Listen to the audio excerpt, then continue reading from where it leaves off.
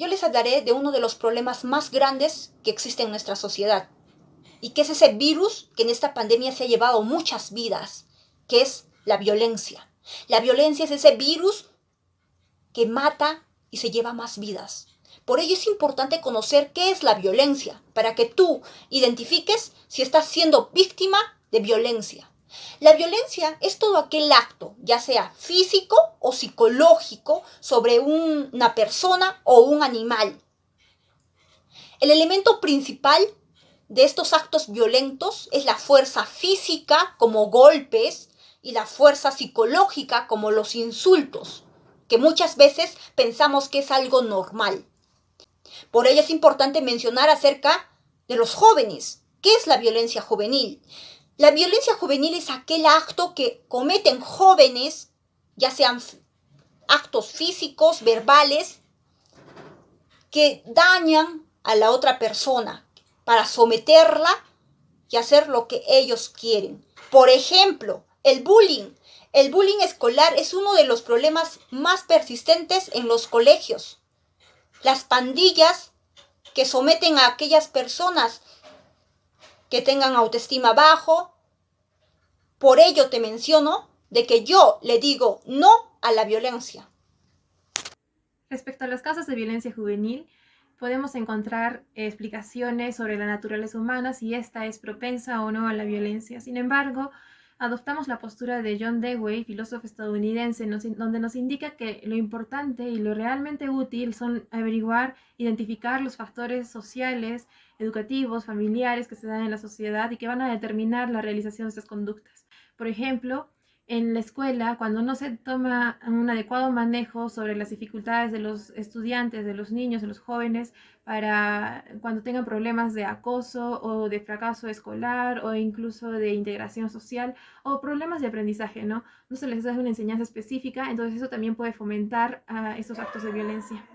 Asimismo, hay factores sociales como la existencia de pandillas o el acceso al alcohol o a las drogas que pueden propiciar estos actos de violencia. Buenas tardes, doctor. Buenas tardes, compañeros. Ahora hablaremos de una causa que es el ámbito familiar. Esta causa tiene una mayor influencia en el desarrollo de la violencia, debido a que es una de las causas que surgen desde nuestros progenitores, nuestros padres, que no han marcado límites o normas necesarias, tampoco han aplicado consecuencias a determinadas actitudes o conductas inadecuadas, dejándolas impunes, que estas a la vez dejan una responsabilidad hacia los padres y esto los caracteriza por una actitud despreocupada. Esto repercute en la vida futura de cada hijo o cada integrante de la familia, dando como consecuencias tipos de violencias. Eso sería todo y continuamos con mis siguientes compañeros. Continuaremos hablando sobre el perfil de un joven violento. Bueno, los rasgos de personalidad que suelen estar presentes en un joven que ejerce la violencia son los siguientes: una muestra de frialdad, poca empatía, con dificultades para identificar sus propias emociones y las de otros. A consecuencia de esto, va a poseer habilidades sociales poco desarrolladas, así como una elevada tendencia a lo que es la agresividad, una fuerte impulsividad y una hiperactividad con una escasa capacidad para la reflexión y un bajo control sobre lo que es la ira. Este también va a carecer de capacidades para negociar, pactar o ceder.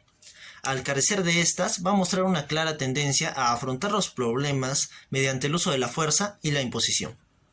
Continuando, hablaremos sobre el perfil de un joven violentado. En este caso, algunos de los síntomas que podemos identificar son los siguientes. Uno es el problema de la memoria, la dificultad en la concentración y un descenso en el rendimiento escolar, esto según sea el caso. Aparte de dificultades para dormir, la presencia de pesadillas o en algunos casos el insomnio. Es común también los sentimientos de culpa, la responsabilidad de los hechos, aparte de que esta persona vivirá en un constante aislamiento social, una apatía, una introversión. Consecuente a esto, esta persona tendrá miedo a perder el control al momento de estar solo. En el año 2014, El Comercio publicó en su diario y su página oficial un titular con el siguiente contenido: el 40% de crímenes en La Libertad fue cometido por menores de edad. En lo que transcurre del año se han perpetrado 92 homicidios, de los cuales 32 han sido ejecutados por menores de edad, por menores de 18 años. De esta forma podemos demostrar y podemos dar cuenta que la violencia juvenil se caracteriza por ese rasgo de criminalidad que ya le ha dado a la sociedad justamente por este hecho, de que esta población, este sector de la población, se encuentra muy apartado de su capacidad de ejercicio ante la sociedad. Sin embargo, esto inicia o se desarrolla en un contexto estudiantil. Esto se inicia en las aulas, donde millones de jóvenes de secundaria pueden agredirse mutuamente, uno a uno y en conjunto. Imaginemos un salón en un colegio de puros varones, los mismos que ante la presión de control de quién es más fuerte de que el otro, se ejercen estos actos de violencia y posterior bullying. Es así como, por ejemplo, le pueden quitar su refrigerio y pueden proferir demás insultos al compañero agraviado, y esto no va a pasar o va a pasar desapercibido por el docente. Sabemos también que esta violencia estudiantil, que muy probablemente se convierte en la violencia juvenil, está íntimamente arraigado al país. Es así como dentro de la jurisprudencia que encontramos en el Perú, podemos ver recientemente que se ha ejercido y se ha ejecutado una sentencia importante respecto a ello. Gracias, Carlos. Y sí, tienes razón.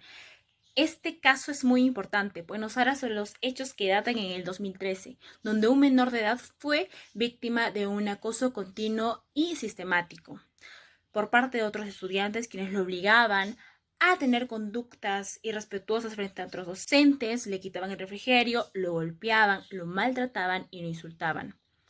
De esta forma se convirtió en una víctima de bullying.